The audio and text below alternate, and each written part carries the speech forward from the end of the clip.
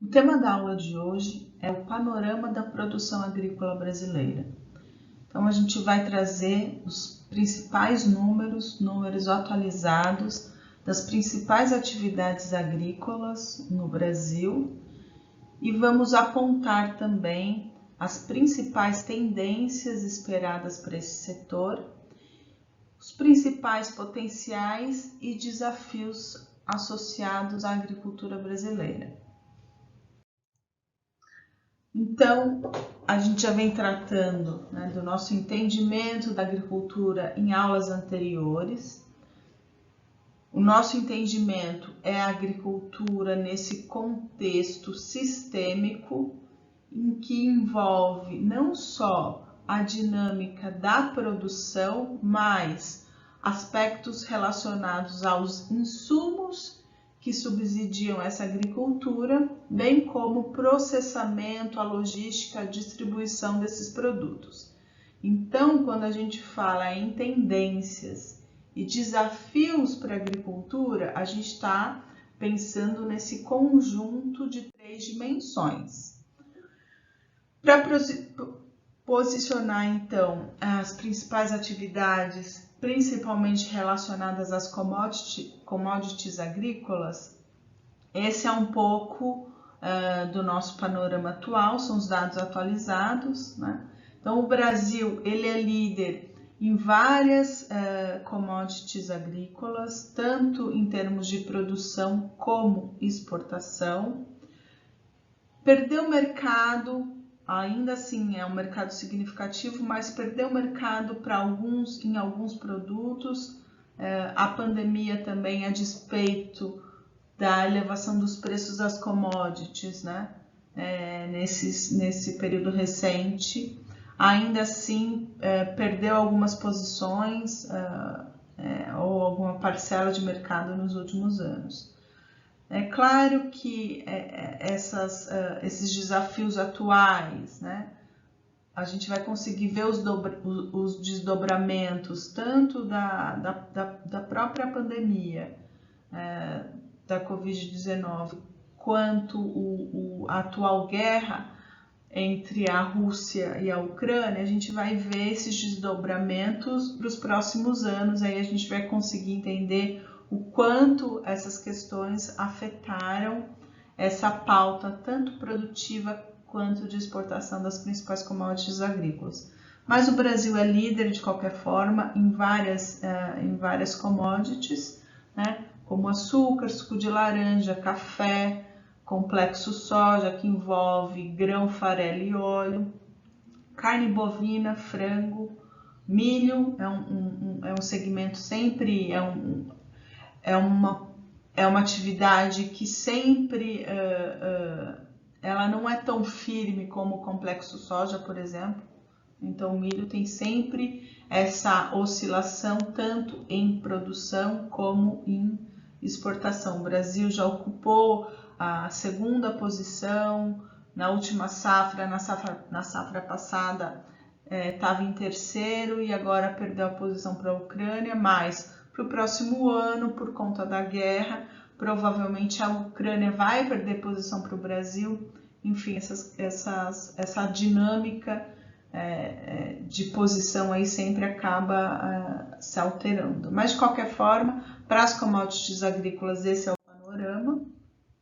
Quando a gente pensa em valor da produção, o quanto esses produtos geram de receita para a agricultura brasileira, a gente tem um pouco desse outro perfil. Claro, soja e milho, porque são os principais produtos produzidos, né, em termos de grão e de produtos agrícolas, eles acabam tendo uma participação em termos de valor da produção maior em relação aos outros produtos, tá? Então, esse aqui é um pouquinho do panorama.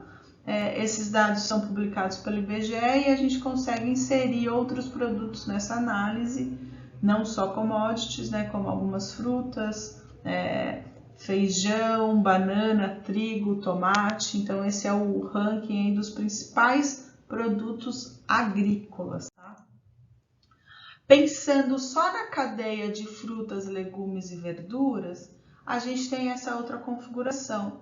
É um mercado potencial, a gente não pode ignorar esse mercado, que de fato é um mercado de alimentos. Então, quando a gente pensa em commodity, nem sempre essas commodities são destinadas ao alimento propriamente dito, elas acabam sendo inseridas em outras cadeias, que nem sempre produtoras de alimentos saudáveis, por exemplo.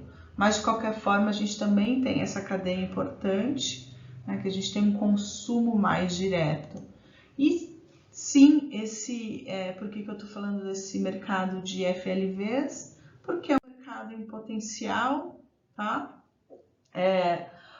O brasileiro ainda, as famílias brasileiras ainda consomem uma quantidade menor, do que o que é o recomendado pela Organização Mundial da Saúde em termos de porções diárias de FLVs. Então, o recomendado são 400 gramas, que dá em torno de 4 porções de FLVs por dia. Mas as famílias brasileiras, só 35% conseguem consumir essa recomendação, e então a nossa média de consumo está em torno de 140 gramas por dia. Tá? Não tem um grande potencial. Eu coloco essa figura mostrando a produção e o valor da produção. Então, para vocês começarem a entender que em termos de agregação de valor, esses produtos, eles, em termos de geração de renda também, eles geram mais renda em comparação, por exemplo, com grande parte das commodities agrícolas. E se a gente pensa que os FLVs são produzidos por um número maior de produtores rurais, então a gente consegue de fato distribuir melhor essa renda gerada. Em contrapartida, as commodities são mercados mais concentrados, eu tenho um número menor de produtores, tenho grandes conglomerados, então de fato a distribuição da renda gerada por essas atividades são diferenciadas, tá? Então é um potencial de consumo, tá? Tanto do ponto de vista da produção, como estratégias de governo para estimular o consumo de alimentos saudáveis, de alimentos frescos, como são os FLVs, e isso eu consigo gerar toda uma dinâmica de crescimento econômico e de desenvolvimento econômico, tá? Em termos regionais, talvez seja, muitos já conheçam um pouco dessa nossa realidade. A gente tem uma concentração das principais commodities agrícolas que migraram para uma região de fronteira, que já não é mais região de fronteira. A gente discutiu isso um pouquinho em aulas passadas, quando a gente falou sobre a história e evolução da agricultura brasileira. Falamos um pouquinho da história do café. Então, sim, a gente teve na década de 70, uma migração para a região de fronteira para o centro-oeste, em que principalmente a soja foi melhorada e encontrou condições para a produção nessa região, e aí outros produtos como algodão e milho migraram também para essa região, que hoje, sim, o Mato Grosso é o principal estado produtor de commodities agrícolas, tá? Então a gente tem um pouco dessa outra distribuição. E agora, no período recente, a gente tem uma nova região de fronteira, que é a região do Matopiba. O Matopiba é um acrônico aí dos estados, do Maranhão, Tocantins, Piauí e Bahia, Então é uma outra região aí que vem tendo importantes índices de produtividade, principalmente para a soja no período recente. Em termos aí, por exemplo, a cana, e o café, a gente vê uma concentração, né, principalmente aqui na região sudeste, principalmente São Paulo e Minas. A gente tem também uma concentração, né, da cana nos estados do Mato Grosso do Sul e Goiás, mas o estado de São Paulo é o principal estado, então, produtor de cana e que concentra, né, uma parcela muito significativa das agroindústrias processadoras, né, da indústria processadora de açúcar, de cana para produção de açúcar e etanol. Né? Então, sim, a gente tem uma concentração industrial bem forte no estado de São Paulo.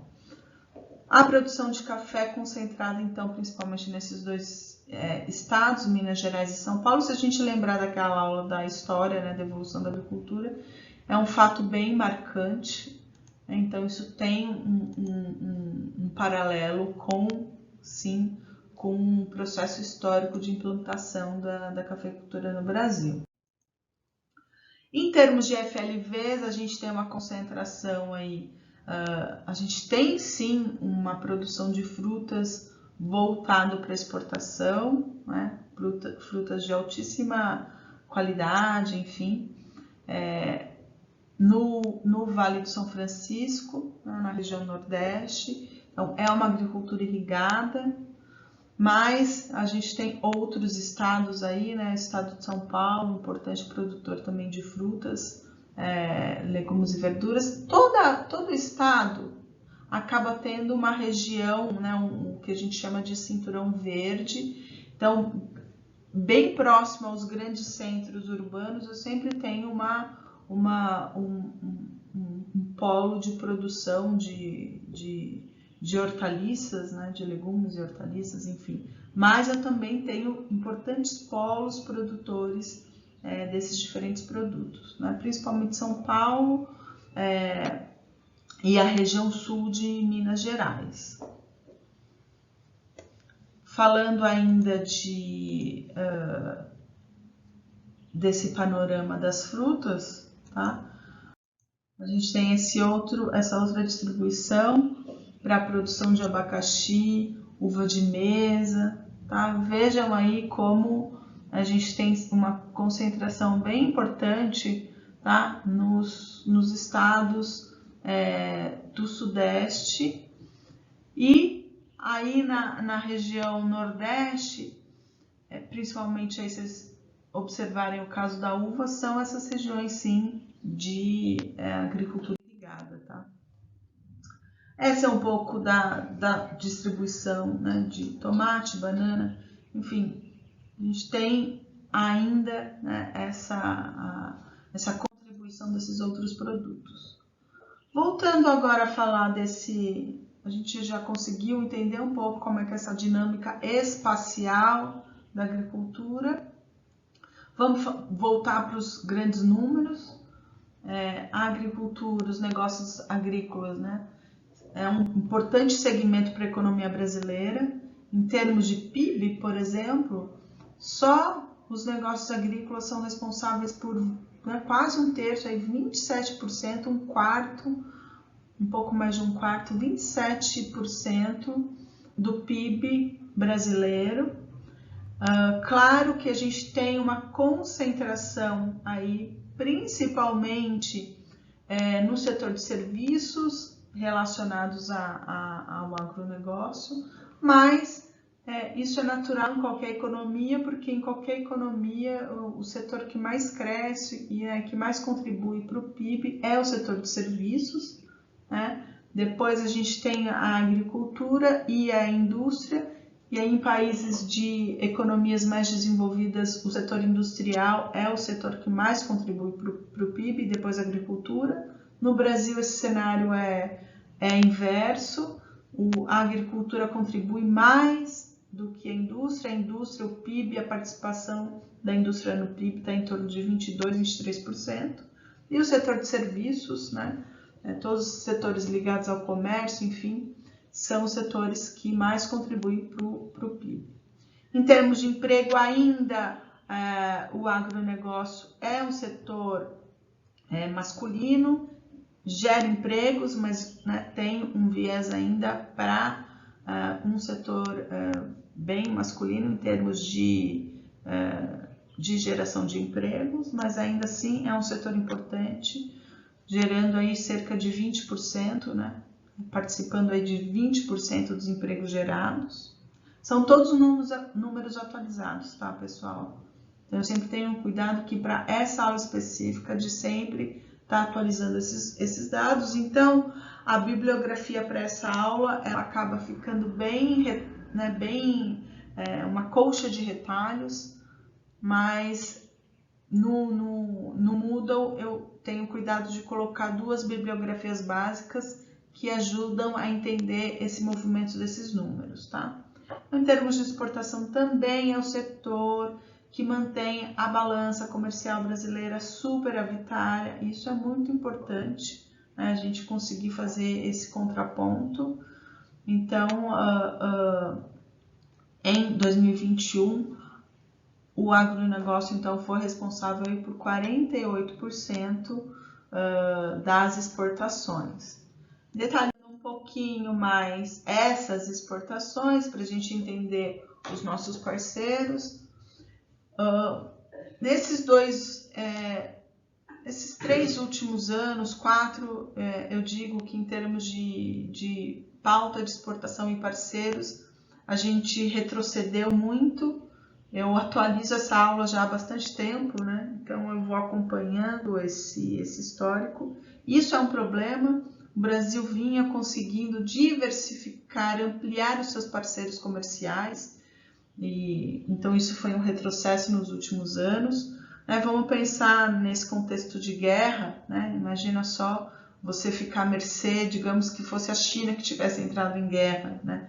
Então imagina se todos os nossos negócios com a China iam estar comprometidos. Então por isso é importante ampliar aí os parceiros comerciais, bem como é importante ampliar a pauta de exportação. Aqui do lado direito, talvez vocês visualizem melhor depois com os slides, né, em mãos aí, mas aqui a gente consegue notar a concentração em poucos produtos também. Então, a gente reduziu a pauta exportadora e os parceiros comerciais, a despeito ainda do agronegócio ser uma importante cadeia para as exportações brasileiras, tá? Então, isso é um problema, tem que cuidar disso, porque qualquer oscilação nesses mercados, e são poucos, e nesses parceiros tem um impacto direto, né, na geração de divisas para o Brasil. Isso aqui é um pouquinho que eu tentei mostrar quando eu falei dos FLVs e como os FLVs geram, né, proporcionalmente uma receita importante, né? Então é preciso cuidar. Claro, essa produção de grãos, ela gera uma importante receita, tá? Mas eu preciso produzir, de novo, a gente está falando de commodities de baixo valor agregado, essa é a natureza da commodity, tá? Então, o produtor ganha dinheiro? Ganha dinheiro se ele produzir muito, né? Porque ele ganha pouco, né, por volume, né? Então, ele precisa produzir muito para ampliar seus ganhos, diferente de outros produtos que não commodities, tá? Então, os ganhos, ele ganha centavos, né? Então, ele precisa produzir muito para que essa receita, de fato, né, consiga dar conta dos custos de produção. Então, fica sempre uma questão, essa sempre é a dicotomia, né, em produzir commodities ou produzir produtos de maior valor agregado. Esta é sempre, né, sempre vai ter um trade-off aí quando a gente faz esse tipo de análise. No período recente, então, desde a pandemia, a gente teve, e aí o advento da guerra aí também, a gente teve um incremento, aí, uma alta desses preços, mas em contrapartida, o que a gente vai vivenciar aí agora e para as próximas safras vai ser um descompasso aí com o nosso custo de produção. Isso porque por conta, né, desse problema com os fertilizantes importados, principalmente o de base, né, os potássicos vão ser um problema, que são produtos importados principalmente da Rússia, tá? Então, todo esse contexto atual aí, né, aumento de custos de produção, inflação, isso tem um impacto direto, né, no nível de renda das pessoas, no poder aquisitivo. Então, esse é o contexto atual, por isso que é importante controlar, promover a produção, não só de commodities, mas de outros produtos que vão direto para a cesta básica de alimentos aí do brasileiro, enfim, por conta desse processo inflacionário que a gente está vivendo, um processo inflacionário muito forte e que tem impacto não só, né, na saúde dos negócios agrícolas, mas no nível de renda e no poder aquisitivo da massa, né, da população. Então, sempre eu deixo aí algumas notícias para vocês lerem e questionarem, né? A gente continua exportando commodities ou podemos pensar, né, em diversificar, investir e promover o desenvolvimento de outros negócios agrícolas, né? Então, fica sempre a discussão aí. Eu trago, então, esse texto do Patel para ajudar ele se sistematiza um pouco por que a agricultura brasileira teve e tem ainda sucesso, mas quais são os desafios. Então, ele lista uma série de desafios, e isso tem um paralelo com outro texto que eu uso para a gente discutir a agricultura brasileira, que são as mega tendências para esse setor, né?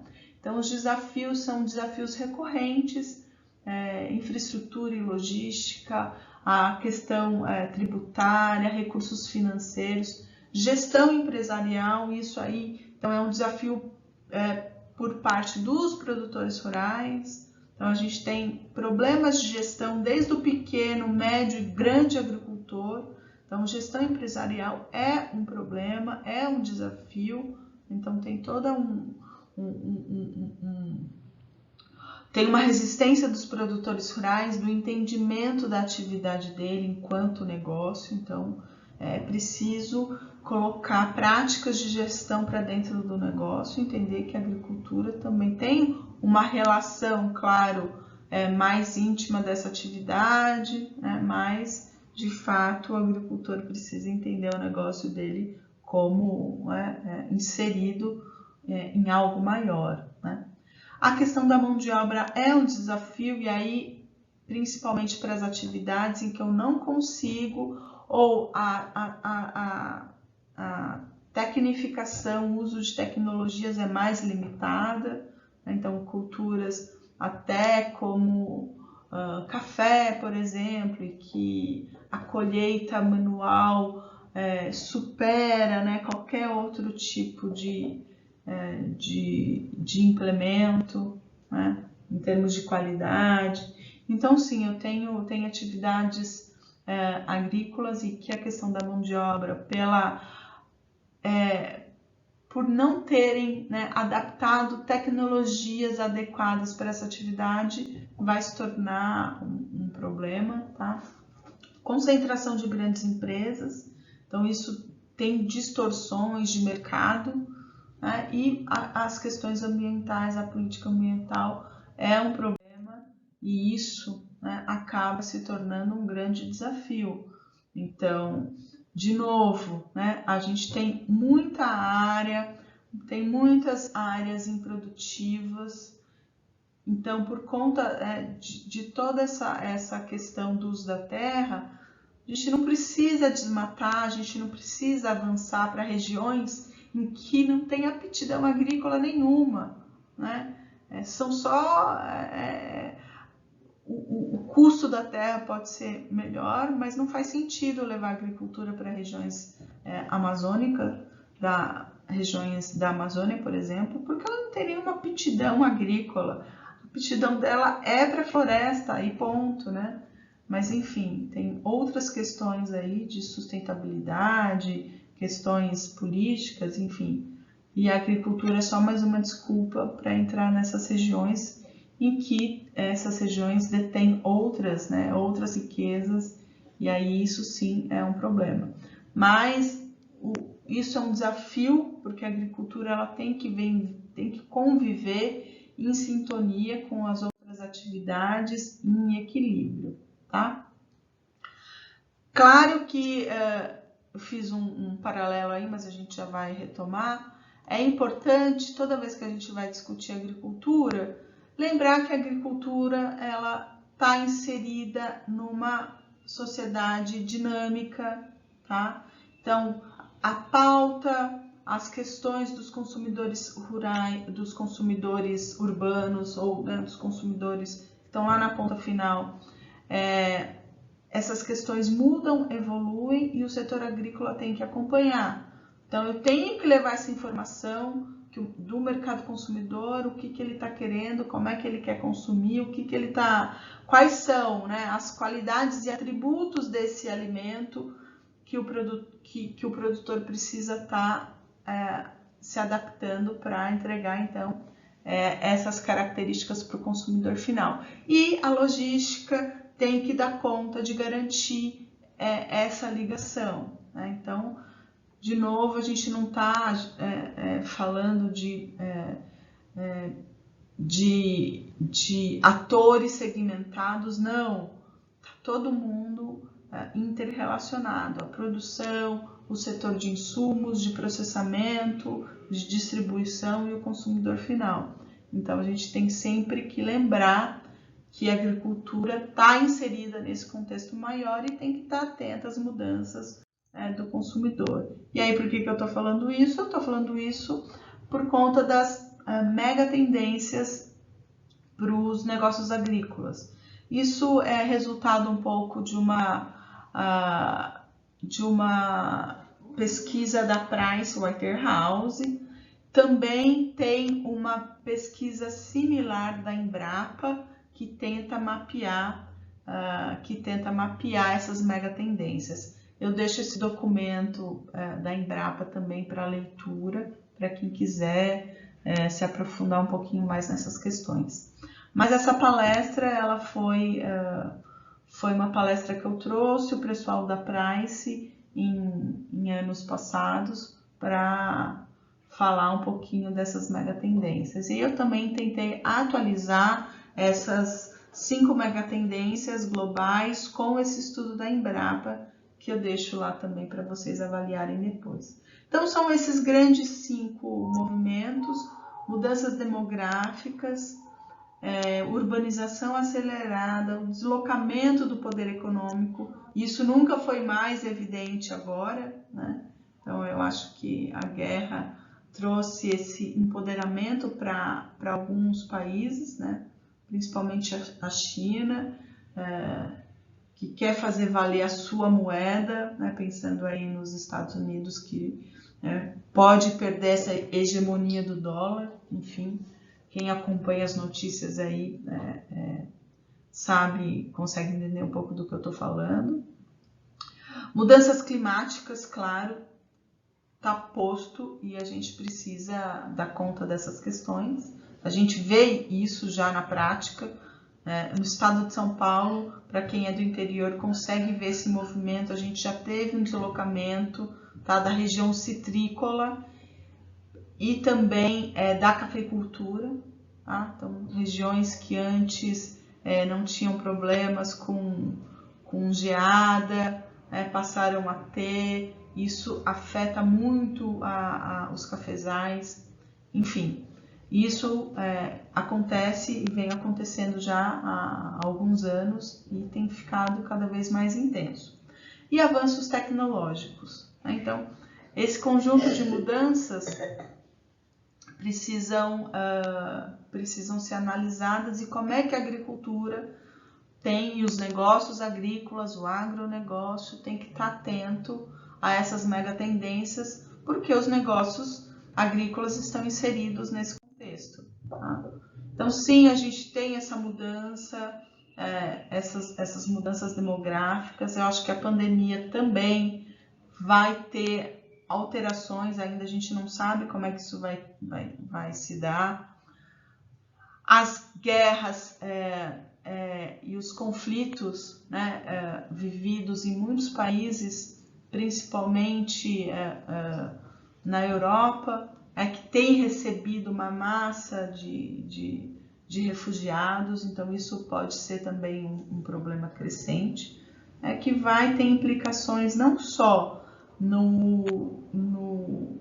na demanda, né, por alimentos, em que sim, a gente vai ter que ampliar essa produção mundial de alimentos, mas principalmente as questões de acesso ao alimento, né? Então, muito já se discute em termos de segurança alimentar que o problema não é de produção, mas sim de distribuição, de acesso desses alimentos. Então, a gente tem essa dinâmica para ser superada, essas questões, esses problemas de segurança alimentar ainda precisam ser superados.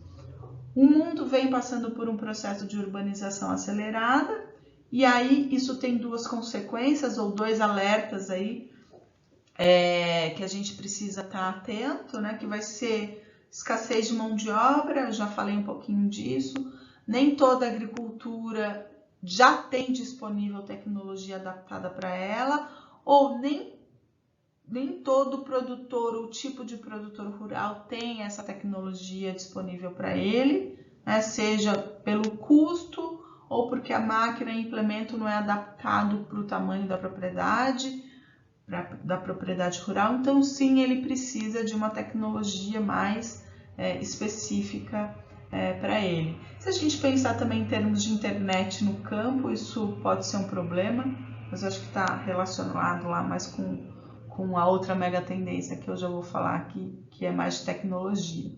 Mas enfim, então essa escassez, vai ter escassez de mão de obra para algumas atividades mais do que outras, né? Então a gente tem um desafio a ser superado.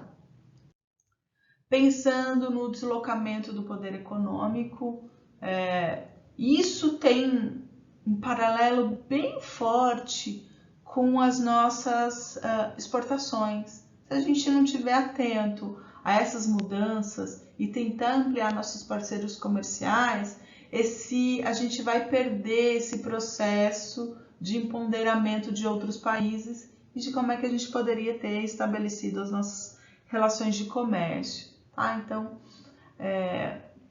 são questões até do ponto de vista de produção, porque cada país importador tem uma regulamentação, uma legislação específica, padrões, né, tanto de qualidade e de aspectos, tipo de corte de carne, se a gente pensar nisso, né, que afeta também toda a cadeia, a logística tem que estar atento a isso, porque, bom, eu sou um frigorífico exportador, mas cada país compra diferentes cortes. Então, a minha indústria, o meu frigorífico tem que estar atento a isso, aos diferentes padrões de consumo, mas também as questões sanitárias e de legislação que eu preciso para atender esses países. Então, as agroindústrias brasileiras têm que estar atentas para esse deslocamento para adaptar os seus negócios. Mudança climática é uma questão que vem, que pode sim, né, ser o principal calcanhar de Aquiles da agricultura. Eu já falei disso com vocês em algum momento da questão da água, né? Então, esse sim eu acho que vai ser o grande desafio. Eu acho que a água vai ser o principal problema, ou o principal limitante para a agricultura, né? Então, sim, eu preciso pensar em sistemas que usem de maneira mais racional a água práticas que sejam redutoras do consumo de água, e a agricultura é uma grande atividade que usa muita água, porque de fato o que a gente acaba exportando para o mundo? Água, né? Então, os países compram os nossos produtos, né, e estão comprando a nossa água e levando a nossa água, né, um bem tão precioso. Então, esse conceito de água virtual, né, tem muitas economias já atentas a isso e sim estão resguardando as suas reservas de água e comprando os nossos produtos que são baratos, né? Que a gente está falando de produtos sem agregação de valor, e aí eu processo, né, essa matéria-prima, esses produtos alimentares na minha indústria, estou pensando eu, um país importador, tá? E ainda por cima preservo o meu recurso hídrico, tá? Então o Brasil precisa ser um pouco mais inteligente e entender como a gente está inserido a nossa atividade agrícola em relação às mudanças climáticas e principalmente ao consumo de água. Então, eu acho que tem esse contexto aí da economia circular, né? Mas enfim, eu acho que a água, né? O conceito de água virtual aí é um conceito que a agricultura precisa desenvolver e tentar, inclusive, encontrar uma forma, né, de agregar mais valor por conta do uso da água e como esse bem, né, ele não está sendo valorizado quando a gente pensa nas nossas pautas, né, de negócios de exportação. A tecnologia, então, eu acho que a tecnologia, ela, né, quer dizer, esse processo sempre veio para ficar, então as sucessivas inovações tecnológicas, a agricultura se adaptou ou foi, né, ou se inseriu nesse contexto, ou ainda não conseguiu se inserir em alguns avanços tecnológicos e é preciso, então, estar atento a essas mudanças. Então, a tecnologia não só impactou a nossa rotina diária, né, mas também impacta todos os setores da economia, né? Então, os negócios agrícolas, os agricultores, eles têm que estar atentos a essa entrada de produtos que podem, inclusive, apoiar a gestão da propriedade rural, né? Então, a tecnologia, sim, ela veio então para também contribuir nessas limitações que muitos produtores têm em termos de gestão da propriedade, e aí a tecnologia pode ser então um avanço ou contribuir, né, para que isso de fato seja feito de maneira mais profissional. Então, claro, a gente tem que tomar cuidado, tem algumas inovações, algumas tecnologias que não vingam, né, que não se adaptam, tem um tempo de vida muito curto, e então a tomada de decisão pelo investimento, né, tem que ser um pouquinho mais cuidadosa, porque pode ser que essa tecnologia não vingue. Então é sempre bom esperar a maturidade daquela nova invenção, daquela tecnologia que está sendo utilizada, se de fato vale a pena o investimento, né? Se eu não vou comprar um elefante branco, porque daqui a algum tempo eu não vou ter nem mão de obra para consertar aquela máquina, aquele implemento cheio de tecnologia, né? Então é sempre importante pesar essas questões. Mas de fato, né, a tecnologia, sim, ela veio para contribuir em vários negócios agrícolas, tá? E a gente não pode esquecer, né? A gente está falando aí, a gente falou dessas mega tendências aí, né? Dessas 5 grandes mega tendências, mas a gente nunca pode esquecer do consumidor, dessa nova geração, de como é que eles consomem, de elementos importantes. Isso, né, porque isso vai formar a próxima, né, essas questões vão mudando a sociedade. Por isso que eu coloquei aquele slide em que eu coloco um pouco da cadeia de suprimentos, eu mostro o agricultor, a logística, o produtor, o setor de insumos, e como é que essas coisas todas estão interrelacionadas, levando o produto e voltando informação. Então aqui de novo, né? O que é essa informação? O que esse mercado consumidor está me passando? Eu, produtora rural, tenho que conhecer esse novo mercado consumidor, entender a demanda e a dinâmica desse mercado para então, né, reformular os meus negócios, a forma como eu vendo, a forma como eu me comunico. E as empresas ligadas ao agronegócio também já estão fazendo isso, né? Seja nas informações que eles mostram e querem mostrar em suas embalagens. Claro que a gente tem nas embalagens dos produtos alimentares, tem informações que eles são obrigados por lei em colocar lá nos seus rótulos, mas a maneira como eu vendo, o tipo de produto, então tem um mercado consumidor sim, mais atento às questões, né, de saúde mesmo, que começam a ler os rótulos, tentando entender, não querem determinados produtos que façam parte daquela composição, estão olhando sim se tem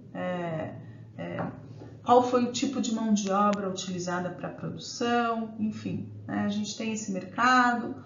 Eu já falei disso em aulas passadas, pensando lá nas commodities, a gente tem a moratória da soja, então tem países, empresas, né, parceiros internacionais que só compram soja certificada de que não veio do bioma amazônico.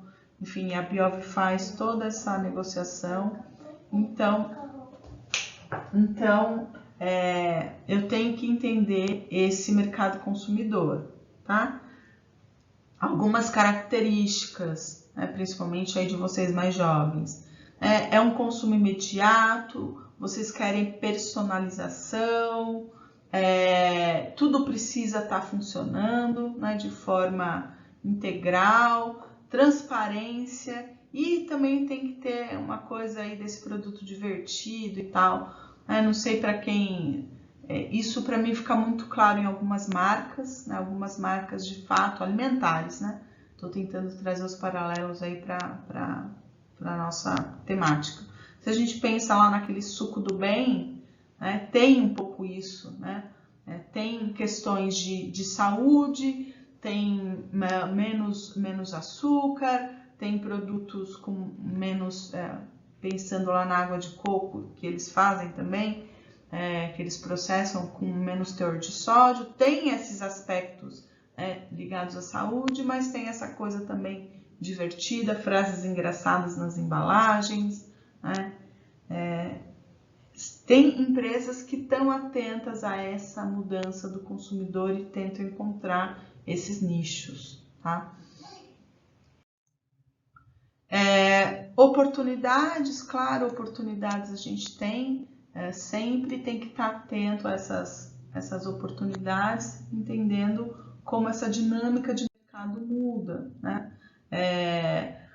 A tecnologia, né? Então as novas tecnologias sempre são oportunidades, porque a gente pode adaptar essas tecnologias para uma dinâmica, né, agrícola, uso de blockchains, enfim, reduzindo os custos de transação e aumentando mais a transparência do processo, também são tecnologias que a gente tem se adaptado, né, tem adaptado para dentro dos negócios agrícolas. De novo, uso racional da água, fontes renováveis de energia, então isso também veio para ficar. Então são oportunidades de novos negócios agrícolas que tenham esse viés, incubadoras, startups que tenham esse viés. Vocês aí, né, que estão daqui a pouco vão estar lá começando os estágios, tem essas questões, então são negócios, são oportunidades importantes. A logística é um desafio, mas por outro lado são oportunidades, né, que se eu proponho uma solução para superar um pouco esses entraves que a gente tem de armazenagem, de infraestrutura de transporte, enfim, também são oportunidades se a gente conseguir desenvolver ferramentas que facilitem ou que melhorem a questão de transporte e armazenagem, né? Oportunidades também, olhando para o mercado consumidor, eu já venho falando, que está querendo produtos mais saudáveis, né? A população, de maneira geral,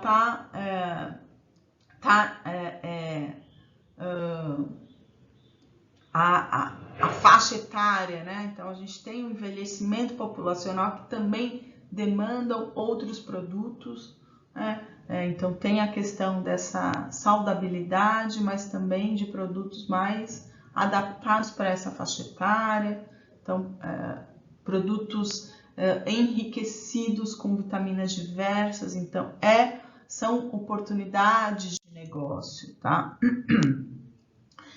De novo, por isso que eu não posso nunca perder de vista o perfil desse consumidor, né? Então, é um consumidor que tem, né, uma vida mais urbana, mais corrida, mas também quer produtos mais atrelados com a questão da integridade, confiança, certificação. Então, são elementos que podem agregar valor para os negócios agrícolas e também são oportunidades de mercado.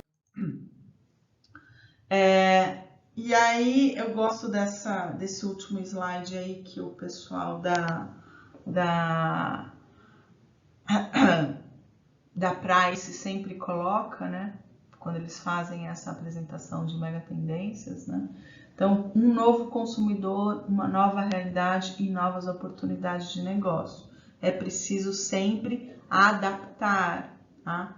Então, esse acrônico aí, ele resume um pouco da nossa discussão da aula de hoje.